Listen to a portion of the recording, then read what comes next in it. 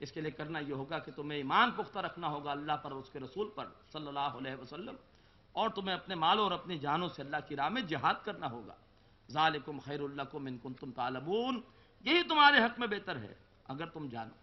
اسی طرح سے قرآن مجید میں اور بھی مقامات ہیں کہ جہاں پر اللہ نے حکم دیا ہے کہ مال اور جان سے اللہ کی راہ میں جہاد کرو۔ پھر اللہ تبارک و تعالی نے قرآن مجید میں کئی بار یہ حکم دیا، اللہ تبارک و تعالی کو قرض حسنہ دو۔ من ذا الذی یقرض اللہ قرضا حسنا، کون ہے جو اللہ تعالیٰ کو دے بہترین قرض؟ فیضاعفہ لہ اضعافا کثیرا، اور اللہ تعالیٰ پھر اس کے دیے ہوئے قرض کو بڑھائے، کئی گنا کر دے، اللہ تبارک و تعالیٰ دگنا چوگنا اس کو کر دے۔ ہمارے بعض بھائی، ان کو یہ بعض اوقات خیال آتا ہے کہ میرے اپنے عزیز بہت سارے مستحق ہیں، تو میں تنظیم کے اندر انفاق کروں یا اپنے ان عزیزوں کی میں مدد کروں؟ تو بعض ساتھی بعض اوقات کہتے ہیں، ان سے ہم کہتے ہیں بھائی آپ انفاق آپ کا نہیں آ رہا، تو کہتے ہیں بھائی میرے اپنے عزیز جو ہے وہ ضرورت مند ہے، مجھے پتا ہے، تو میں ان کے اوپر خرچ کرتا ہوں۔ لیکن یہ ہے کہ ہمیں قرآن مجید سے ہر معاملے میں رہنمائی لینی ہے۔ قرآن مجید ہمیں انفاق کے حوالے سے دو مداد بتاتا ہے، ان المصدقین والمصدقات واقرضوا اللہ قرضا حسنا، صدقہ کرنے والے مرد اور صدقہ کرنے والی عورتیں، اور وہ جو اللہ تعالیٰ کو قرض دیں بہترین قرض۔ تو جہاں ہم نے اپنے عزیز و اقارب کی ضروریات کو پورا کرنے کے لیے خرچ کرنا ہے، وہیں اس اللہ کا حکم ہے کہ اللہ کو بھی قرض دو۔ اور اللہ کو قرض دینے سے مراد کیا ہے؟ وہ انفاق جو اللہ کے دین کی خدمت کے لیے ہو، جو دین کی تبلیغ کے لیے ہو، جو اللہ کے رسول نے یہ انفاق کیا تھا، بلایا تھا اپنے پورے خاندان والوں کو، ان کی دعوت کی تھی، ان کے سامنے دین کی بات رکھی تھی، انہوں نے مذاق اڑایا، بات قبول نہیں کی، دوبارہ بلایا آپ نے۔ تو جو بھی طریقہ ہو سکتا ہے دین کی تبلیغ، دین کی خدمت، دین کے غلبے کے لیے، یہ اللہ تبارک و تعالیٰ کہتا ہے میرے ذمہ قرض ہے، یہ پیسہ میرے دین کے لیے خرچ ہو رہا ہے۔ تو جہاں وہ کام کرنا ہے کہ اپنے بندوں کی ضروریات پوری کرنے کے لیے خرچ کرنا ہے، وہیں اللہ کے دین کے لیے خرچ کرنے کا حکم بھی اللہ تعالیٰ قرآن پاک میں کم از کم 4 مرتبہ دیتے ہیں۔ اسی طریقے پر اللہ نے قرآن مجید میں بڑی مدح کی اپنے ان بندوں کی جو اللہ تعالیٰ کی راہ میں مال اور جان سے جہاد کرتے ہیں۔ لا يستوي القاعدون من المؤمنین غیر اولی الضرر والمجاہدون فی سبیل اللہ باموالہم وانفسہم، برابر نہیں ہیں وہ لوگ جو کہ گھروں پر بیٹھ رہے ہیں بغیر کسی عذر کے، اور وہ جو اپنی مال سے اور اپنی جان سے اللہ کی راہ میں جہاد کر رہے ہیں۔ فضل اللہ المجاہدین باموالہم وانفسہم علی القاعدین درجہ، اللہ تعالیٰ ان لوگوں کو جو کہ مال اور جان سے اللہ کی راہ میں جہاد کرنے والے ہیں، اللہ تبارک و تعالیٰ نے ان کو جو ہے وہ فضیلت دی ہے ایک درجے کے اعتبار سے ان لوگوں پر جو کہ بغیر کسی عذر کے گھر پر بیٹھ رہے تھے۔ تو بعض اوقات ہمارے ساتھی پوچھتے ہیں کہ بھئی یہ اجتباع لازمی ہے یا آپشنل ہے؟ ہمیں اب اس قسم کی باتوں سے اوپر ہو جانا چاہیے۔ وہی وقت ہمارا قیمتی ہے جو اللہ کی راہ میں لگ جائے، اور وہی ہمارا مال بچ گیا جو کہ اللہ کی راہ میں لگ جائے۔ شب وہی شب ہے، دن وہی دن ہے جو تیری یاد میں گزر جائے۔ تو لہذا ہمیں یہ پوچھنا نہیں چاہیے، بلکہ یہ ہے کہ اگر فرض کیجئے کہ اجتماع لازمی نہیں بھی ہے اور کوئی پروگرام لازم نہیں بھی ہے، تب بھی اللہ کی راہ میں نکلے، اس لیے کہ جو لوگ اللہ کی راہ میں نکل کر مال اور جان لگا رہے ہوتے ہیں ان کے درجے اللہ کے ہاں کئی جو ہے وہ اعتبار سے اونچے ہیں۔ اسی طرح سے اللہ تعالیٰ فرماتے ہیں سورہ توبہ آیت 20 میں، الذین آمنوا وہاجروا وجاہدوا فی سبیل اللہ باموالہم وانفسہم اعظم درجۃ، وہ لوگ جو کہ ایمان لائے، جنہوں نے ہجرت کی اور مال اور جان سے اللہ تعالیٰ کی راہ میں جہاد کیا، وہ درجوں کے اعتبار سے کہیں عظمتوں پر فائز ہیں۔ وَأُولَٰئِکَ هُمُ الْفَائِزُونَ، اور یہی لوگ کامیاب ہونے والے ہیں۔ تو میں نے یہاں پر 6 مقامات نوٹ کیے تھے، وقت کی کمی کے بعد تو سب میں بیان نہیں کر رہا، لیکن یہ ہے کہ اللہ نے قرآن مجید میں بار بار مدح کی ہے ان بھائیوں کی، ان ساتھیوں کی جو کہ مال اور جان سے اللہ کی راہ میں جہاد کر رہے ہوتے۔ اسی طریقے پر متفق علیہ حدیث ہے، پوچھا گیا اللہ کے رسول سے صلی اللہ علیہ وآلہ وسلم کہ تمام لوگوں میں سب سے زیادہ افضل انسان کون سا ہے؟ آپ کا جواب سنیے، آپ فرماتے ہیں مومن مجاہد بنفسہ ومالہ فی سبیل اللہ، وہ مومن اور جو جہاد کرنے والا ہے اپنے مال سے اور اپنی جان سے اللہ کی راہ میں۔ پوچھا گیا کہ افضل دینار کون سا ہے؟ آپ نے فرمایا کہ وہ دینار جو انسان خرچ کرتا ہے اپنے اہل و عیال پر، اور وہ دینار جو انسان خرچ کرتا ہے اپنے سواری پر جو اللہ کی راہ میں وہ لے کر نکلا ہے، اور وہ دینار جو وہ خرچ کرتا ہے اپنے ان ساتھیوں پر جو اللہ کی راہ میں نکلے ہوئے۔ اللہ تبارک و تعالیٰ میں ان باتوں کا یقین عطا فرمائے۔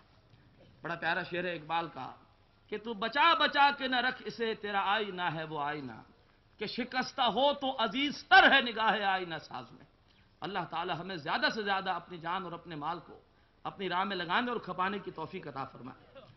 اور قرآن مجید میں اللہ تعالیٰ نے مذمت کی ان لوگوں کی جو کہ اللہ کی راہ میں مال اور جان کے ساتھ جہاد کرنے پر تیار نہیں ہوتے۔ فرمایا فرح المخلفون بمقعدہم خلاف رسول اللہ، خوش ہو گئے پیچھے بیٹھ رہنے والے اللہ کے رسول صلی اللہ علیہ وسلم کے پیچھے بیٹھ کر، وکرہوا، اور انہوں نے اس بات کو ناپسند کیا، ان یجاہدوا باموالہم وانفسہم فی سبیل اللہ، کہ وہ اللہ کی راہ میں مال اور جان کے ساتھ جہاد کریں۔ وقالوا لا تنفروا فی الحر، اور انہوں نے دوسرے ساتھیوں کو بھی روکا کہ مت نکلو گرمی میں۔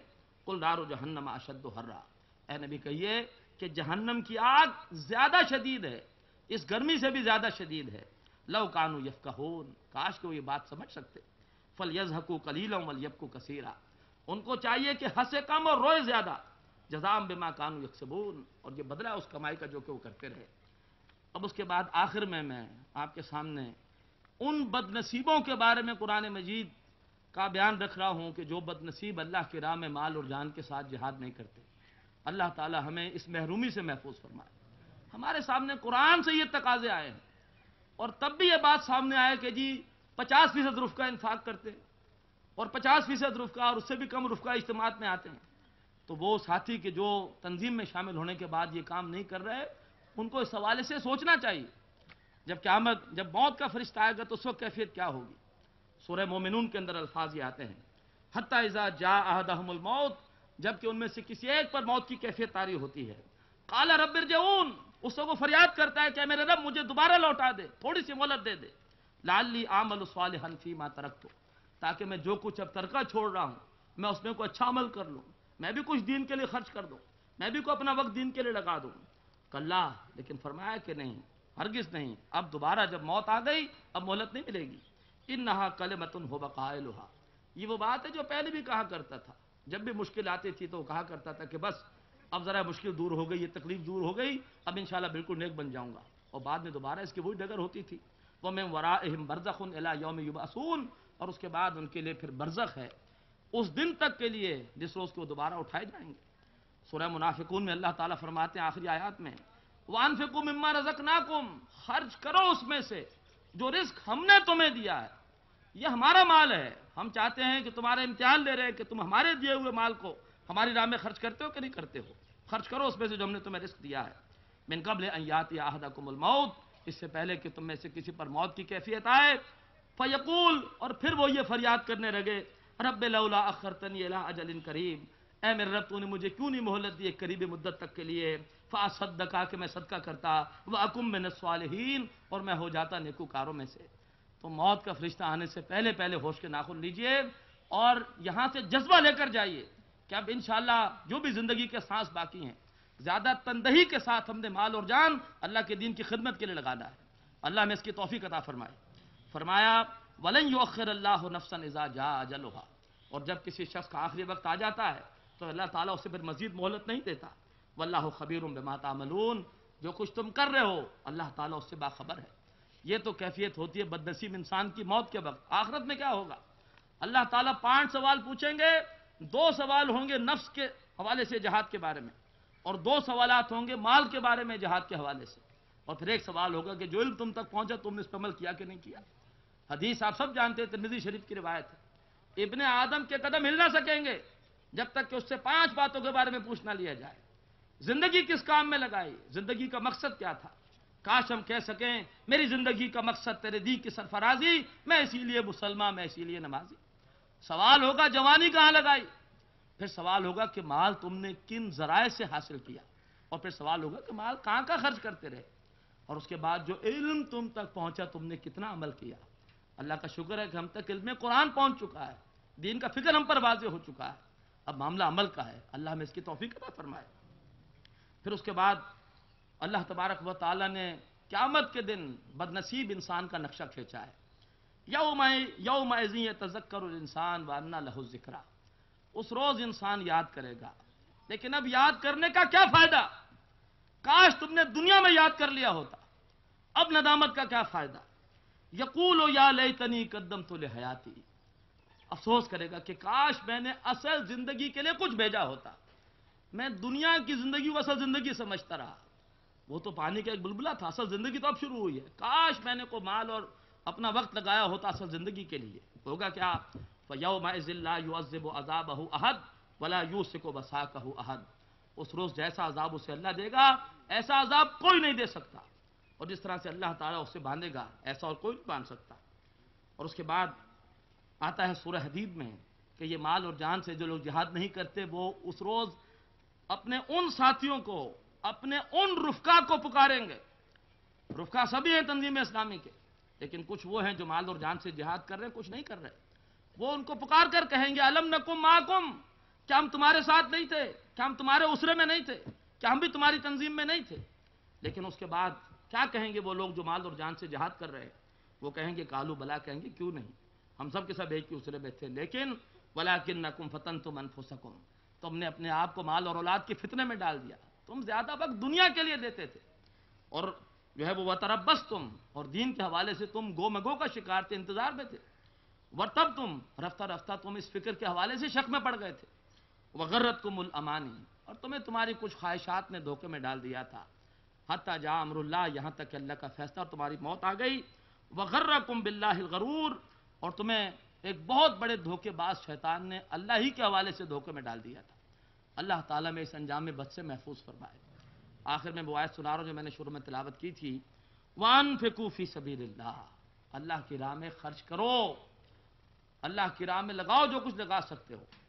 انفاق میں سورہ حدید میں ہم نے آیت پڑھی کہ اس سے مراد مال بھی اور جان بھی ہے، تو خرچ کرو اللہ کی راہ میں. وَلَا تُلْقُوا بِأَيْدِيكُمْ إِلَى التَّهْلُكَةِ، اپنے آپ کو اپنے ہاتھوں ہلاکت میں مت ڈالو. نہیں خرچ کرو گے تو ہلاکت میں پڑو گے. قیامت کے دن جواب دہی مشکل ہو جائے گی. اللہ پوچھے گا زندگی کہاں لگائی، جوانی کہاں لگائی، مال کہاں سے کمایا، کہاں خرچ کیا، تو کیا آپ جواب دیں گے؟ اور اس کے بعد جو ہے وہ فرمایا وَأَحْسِنُوا، اور نیکی کی روش اختیار کرو. ان اللہ یحب المحسنین، بے شک اللہ تعالیٰ نیکوکاروں کو پسند کرتا ہے. اللہ تبارک و تعالیٰ سے وہ دعا جو میں نے شروع مانگی تھی آپ بھی مانگ لیجئے. اللہم ارزقنا ان نجاہد فی سبیلک باموالنا وانفسنا، اے اللہ ہمیں توفیق عطا فرما کہ ہم مال اور جان سے تیری راہ میں جہاد کریں. ربنا اوزینا ان نشکر نعمتک التی انعمت علینا، اے رب ہمیں توفیق عطا فرما، ہم شکر کریں ان نعمتوں کا جو تو نے ہم پر کی ہے. وعلی والدینا، اور جو تو نے ہمارے والدین پر کی ہیں. وان نعمل صالحا ترضاہ، اور ہمیں توفیق دے کہ ہم وہ عمل کریں جس سے تو راضی ہو جائے. واصلح لنا فی ذریتنا، اور ہماری اولادوں کی بھی ہمارے لیے اصلاح فرما دے. انا تبنا الیک، بے شک اللہ ہم تیری طرف رجوع کرتے ہیں. وَإِنَّا مِنَ الْمُسْلِمِينَ، اور ہم تیرے فرما برداروں میں سے ہیں. اللہ تعالیٰ میں اس کے لیے قبول فرمائے. بارک اللہ لی ولکم فی القرآن العظیم ونفعنی وإیاکم بالآیات والذکر الحکیم.